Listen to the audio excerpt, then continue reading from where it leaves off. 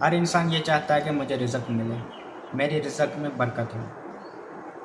معصومن علیہ السلام کے ذریعے سے ایک عمل ملتا ہے، جو بھی اس پر عمل کرے گا اس کی رزق میں برکت ہی برکت ہوگی، اور ایسی جگہ سے رزق آنا شروع ہو جائے گا جہاں سے اس کو امید بھی نہیں ہوگی۔ ہر انسان یہ چاہتا ہے کہ مجھے دولت ملے۔ کسی کو بچے پڑھانے کے لیے فیس کی ضرورت ہوتی ہے، کسی کو گھر کے اخراجات کے لیے پیسوں کی ضرورت ہوتی ہے، کسی کے ماں باپ بیمار ہوتے ہیں ان کے علاج کے لیے پیسوں کی ضرورت ہوتی ہے۔ جو بھی انسان یہ چاہتا ہے کہ مجھے پیسے ملے، مجھے دولت ملے، تو وہ اس پر عمل کرے۔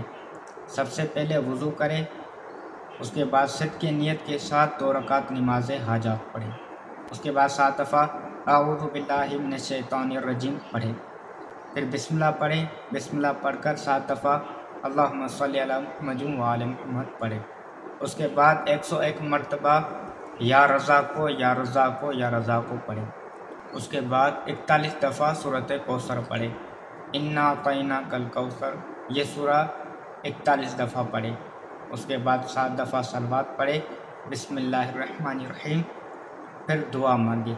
جو بھی اس کی دعا ہوگی وہ دعا پوری ہو جائے گی، اور اس کے رزق میں برکت ہی برکت ہوگی۔